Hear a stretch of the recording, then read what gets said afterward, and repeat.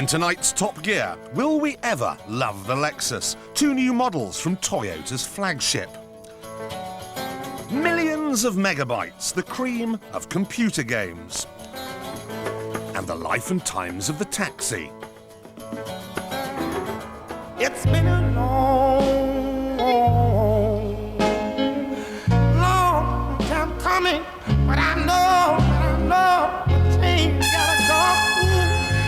To come up with a luxury car brand that's really desirable takes an epoch. The people who invented the motor car in the first place, Mercedes-Benz, have toiled for over a century. Jaguar's been at it for 75 years, and BMW have managed to steal our hearts in a lightning 60. But what happens if you try it in just 8 years? You get a Lexus. Now, when the first Lexus appeared on these shores in 1989, there were people in Coventry, Stuttgart and Munich that found themselves reaching for the Valium. 8 years on, and they're still having to take the tablets, because not only has Lexus just sold their 10,000th car in the UK, they've also revamped the GS300 and LS400 and are set to launch a BMW 3 Series competitor. Lexus, it would seem, are here to stay. But let me ask one question. Is the Lexus brand now good enough to lock horns with the big boys? Can they rub bumpers with BMW, Mercedes and Jaguar?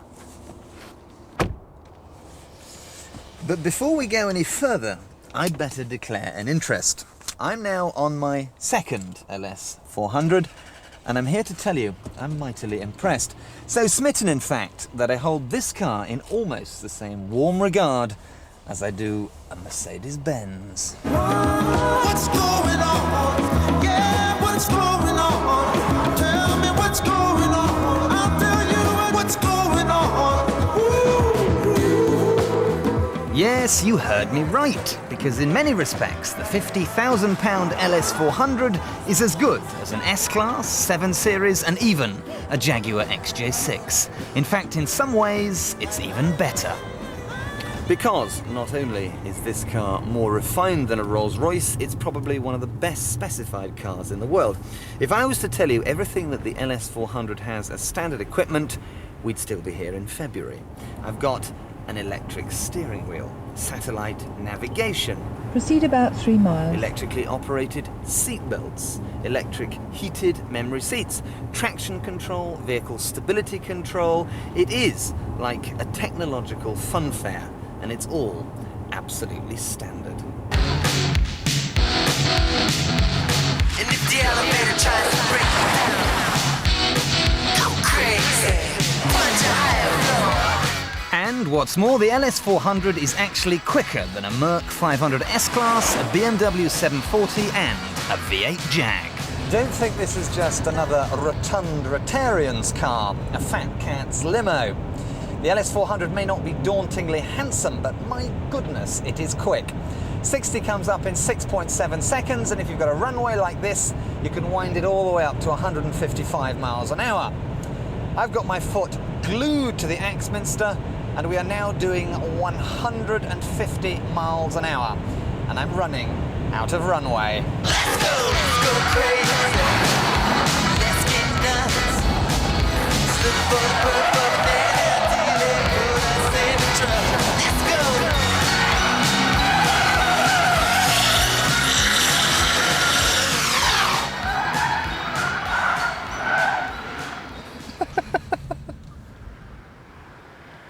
And the GS300 is no shrinking violet either. It's got a 3-litre straight 6 with intelligent variable valve timing and a seamless 5-speed auto. Top whack is 143, and it can steam to 60 in 8.3 seconds. Inside the 300, you've got the same palatial level of specification as the 400.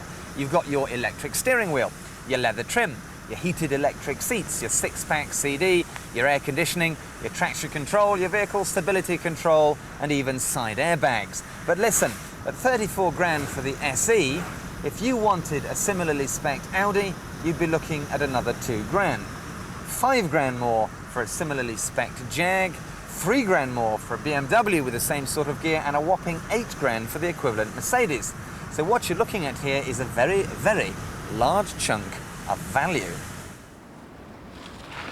The 300 may not be as good-looking, whisper-quiet or smooth-riding as the 400, but it more than compensates with its urgent, sweet-revving engine and crisp chassis response.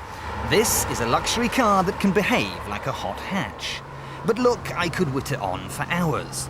The real acid test is what do the punters think of Lexus's image compared to the major players. They need to sell the image of their own vehicle as much as the others. I mean, to look at it and just to sit in it without driving it, it looks to be every bit as good.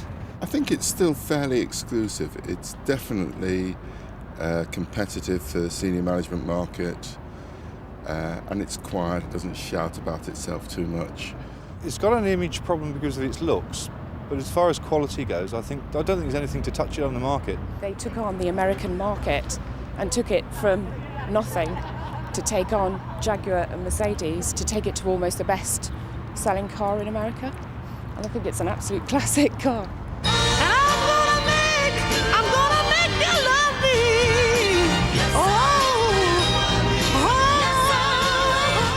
The LS400 has been voted the top car in J.D. Power's American surveys 4 years running.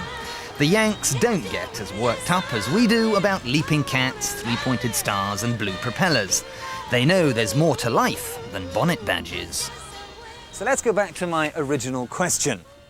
Can we take Lexus seriously? Well, in my opinion, yes. Because the LS400 is one of the most refined and sophisticated cars money can buy. It may not be the best luxury car in the world, that honour goes to the new Jaguar XJR, but it comes damned close. And I think you'll agree, that's not bad in 8 years flat.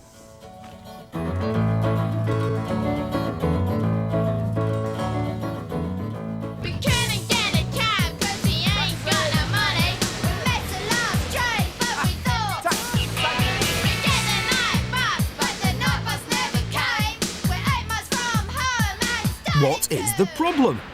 Do I look like a nutter? Maybe it's me aftershave.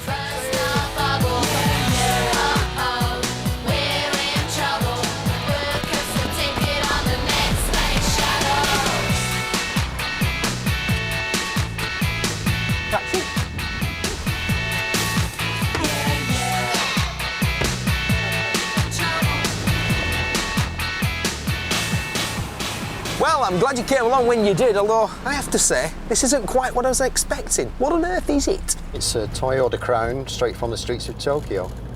What year is this thing? It looks about mid-70s, I'd say. It looks a little bit dated, but in fact it's a 92.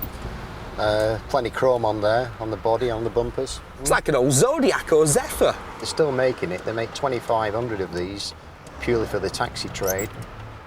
In Tokyo, the number of people on the streets wearing masks means there's either terrible pollution or they really like Michael Jackson. Anyhow, city regulations require all cabs to run on propane. Well, I tell you what, I like these antimacassars on the seats. I think they're a nice touch. It kind of reminds me of being in my granny's front parlour. Yeah, I believe the Japanese men still wear Brill cream. Well, I don't. You're all right on that count.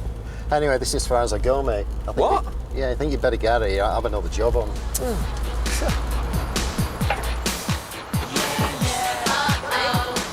All right. Right, well.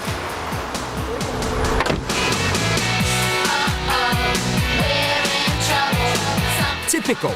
You ring for a taxi and it turns up late. 60 years late. Are you, is this a taxi? Yeah. Great.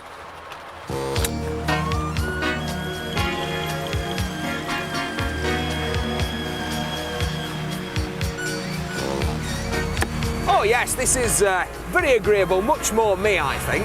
It's all very upstairs, downstairs, this, isn't it? Yeah, this is a 1935 Austin Heavy 12 taxi cab, operated through London during the war up to mid-1950s. The total cost in 1935 was about £395. For that kind of money, you could buy a decent house in London. I've noticed that I get a very good deal in the back of here. It's all polished wood and lovely deep button leather, but You're not quite so well accommodated in the front, are you? Well, you're paying for it. How much am I paying? Let me have a look at the meter. 2 and 6 already, good grief. Do they always have meters in taxis? Yeah, when they brought out the first motorised taxi cabs, that's when they introduced the taximeters. I have a confession. Unlike most taxi drivers who know absolutely everything about absolutely everything, I know nothing about taxis. Yeah, I know a man who knows all about taxis. In fact, he lives here. Does he? Right. And he's got an amazing private collection of cabs. I know you. You've been having me on. You're going to tell me all about taxis then, are you? Come in, have a look around. All right.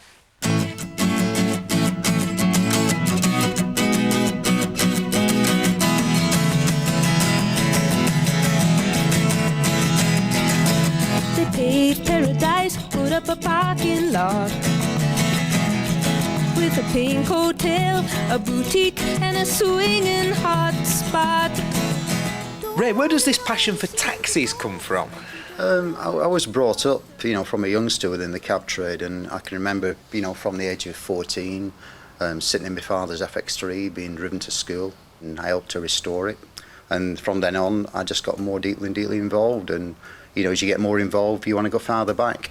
My favourite is probably a 35 Austin, which I found about 18 years ago. It's probably the most original example of a pre-war cab in existence. A lot of them are broken for spares, and that's a sad thing. Others fell into the hands of students. They ended up on farms, on derelict land. Some went abroad with American GIs. But there's a taxi that I've always wanted to drive. Do you have a checker? I think we've got one tucked away in a corner. You'll have to search around and find it.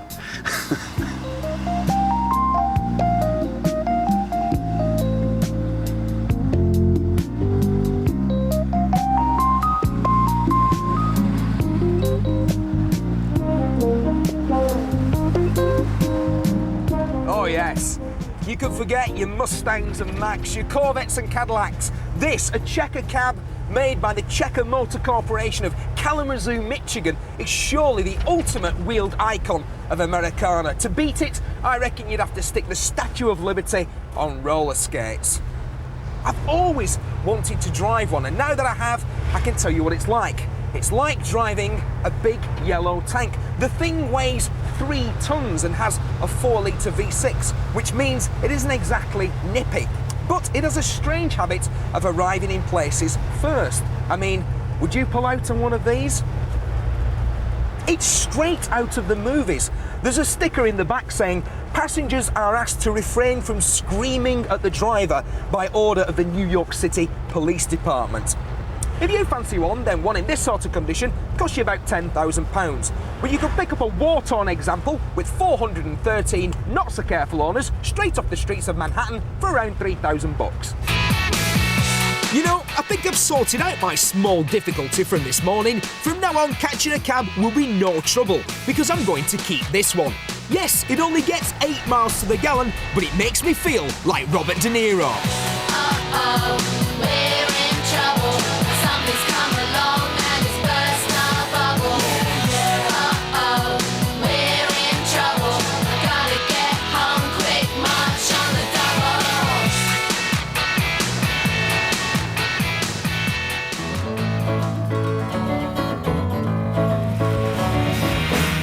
Yes, he's at it again. Jeremy's been globetrotting, and the result is a brand new series coming your way in January. It's called Jeremy Clarkson's Extreme Machines, and when he says extreme, he means it. How to describe this thing? Well, look at it this way. A supercharged V8 water pump nestling in a soap dish. Whoa!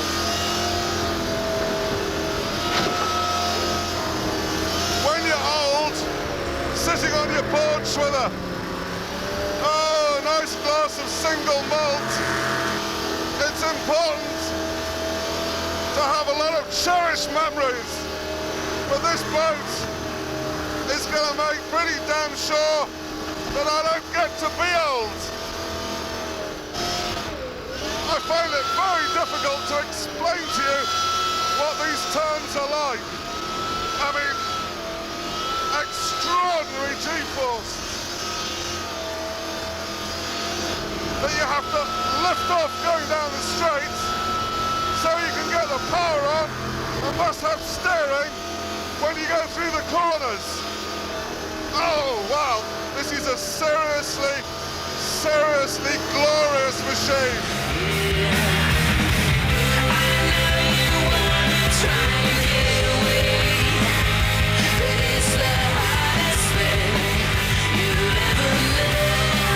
So if you want to see more horsepower than you ever dreamed of, be there at the usual Top Gear slot, 8:30 Thursday, BBC 2, starting January the 8th.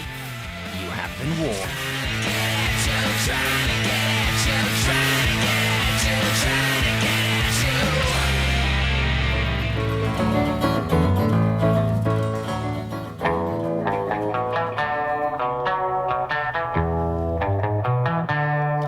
When the Beatles recorded Day Tripper in 1965, another Fab Four, the Walklet brothers in sleepy Suffolk, were building a tiny, giant killer of a kit car. For racing enthusiasts, the Genetta G4 was the car to have in the 60s. You could drive it to work in the week and race it at the weekends, and the hotter version would thrash the pants off E-Types, Cobras and 250 LM Ferraris.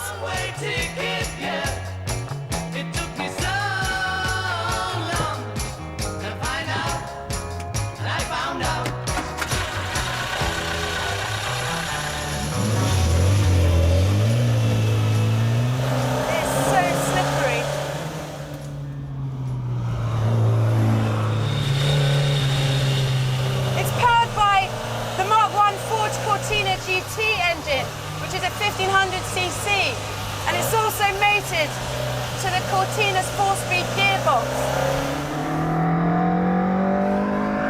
This 68 G4 has been in the same ownership for the last 15 years, leading a hard life as a speed hill climb and sprint competition car. Because this car sprints, it's got most of its punch low down the rev range, which is just lovely.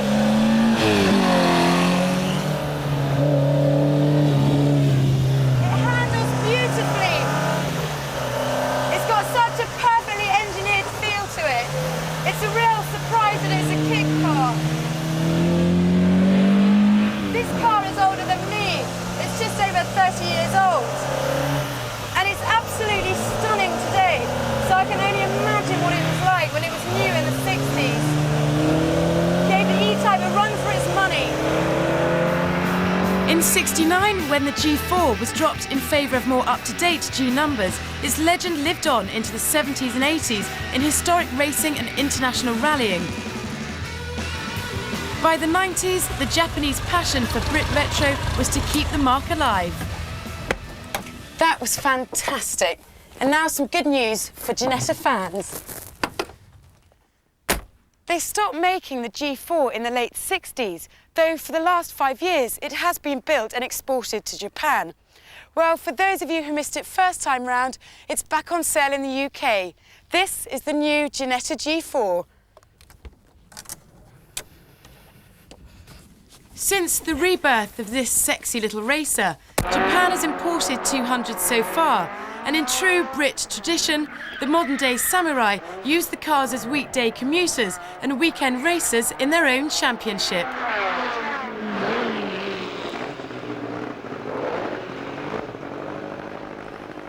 This is not a stripped-out racer like the old car, though it does have this chrome roll cage and a few creature comforts, such as carpets and adjustable seats, and it's even got a heater. What's the matter with the clothes I'm wearing? Can't you tell that your tie's too wide?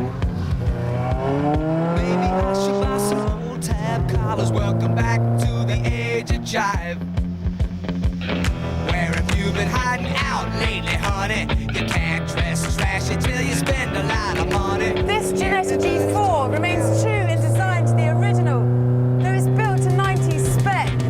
What's the matter with the car I'm driving? You can actually feel that it's got some suspension, rather than the original, which was pretty rock solid. Should I get a set of white wall tires? Are you gonna cruise them in? The original G4 is quite rigid and quite twitchy, whereas this one is a lot more supple.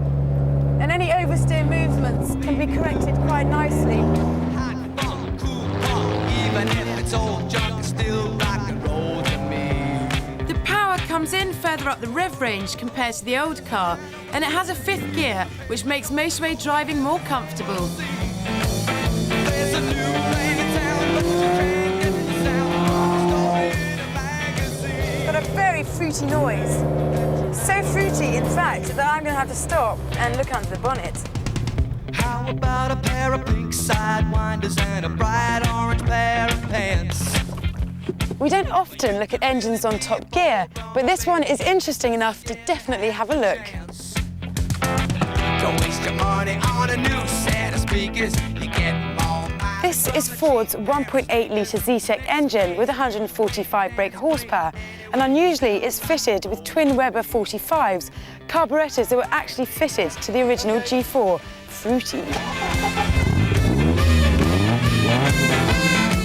The Genetta G4 is no longer a kit car, and more importantly, it doesn't have a kit car feel to it. It is beautifully engineered, but the original 60s price has risen from 500 notes to £28,600 for this Zetec model, a whopping £6.5 more than a Lotus Elise. The 35-year-old design is still as gorgeous as it ever was, but you'll have to dig deep for this 60s classic. This is huge fun, and I think I'll just take it home.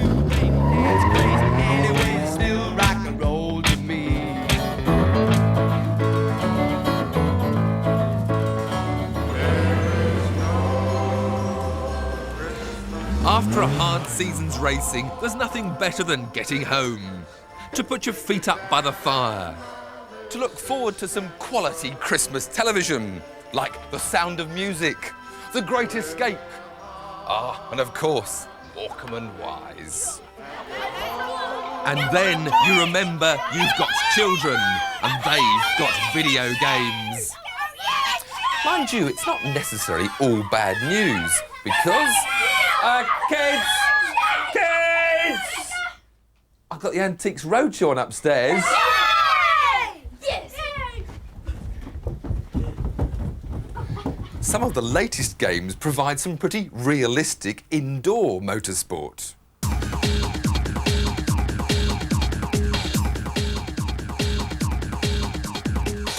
Game consoles have come on a bit in the last couple of years. Their graphics and detailing are now almost on a par with those available on home computers. You can set up things like steering, tyres and transmission to suit your personal preference. Crashes make you feel like you're having a crash. It rains and it feels like it's raining. And you get to race on real racing tracks. In order to get on board and start lapping up the action, you'll need to begin by getting a console. And the big three are the Sony PlayStation,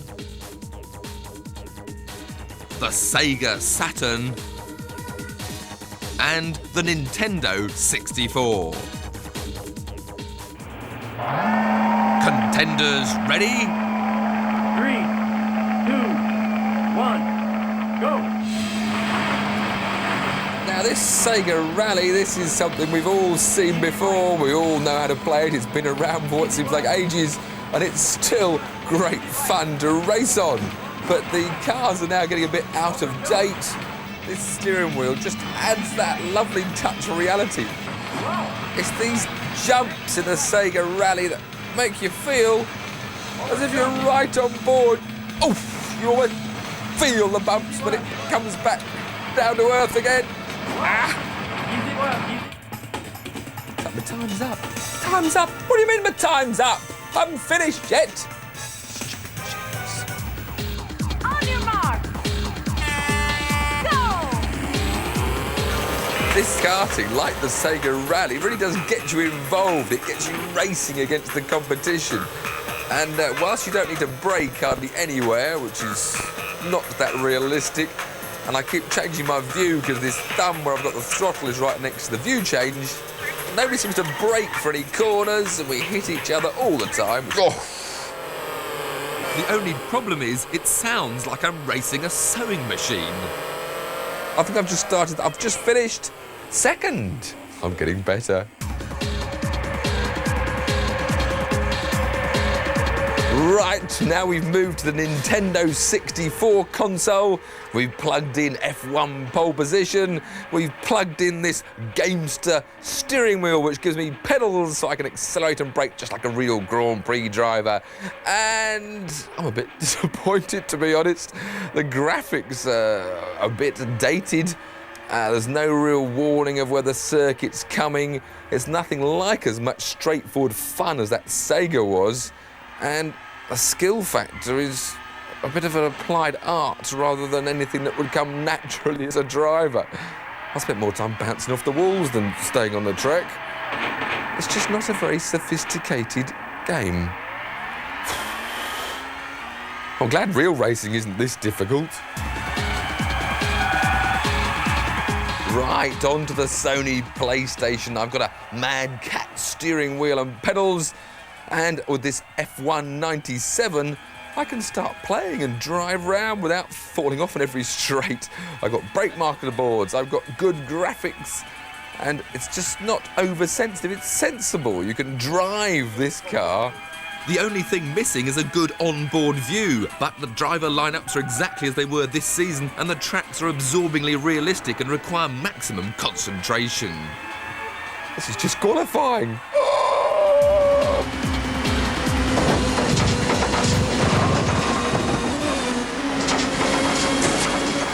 Probably the most realistic of these console games that I've discovered is this latest touring car championship on the Sony PlayStation.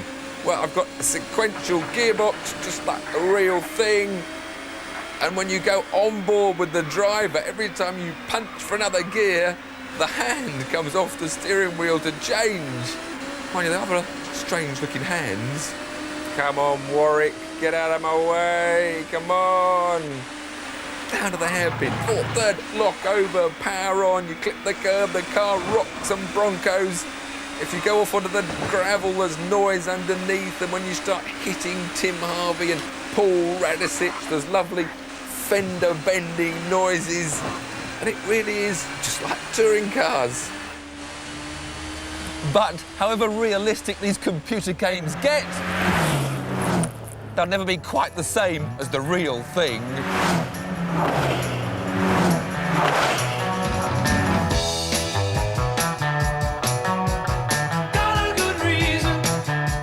Next week, I'll be helping to decide on Top Gear's Car of the Year with Jeremy and Tiff, which will be hard because we can't agree on anything. And how the Crims kept pace with Plod. 40 years of blue lights and getaway cars.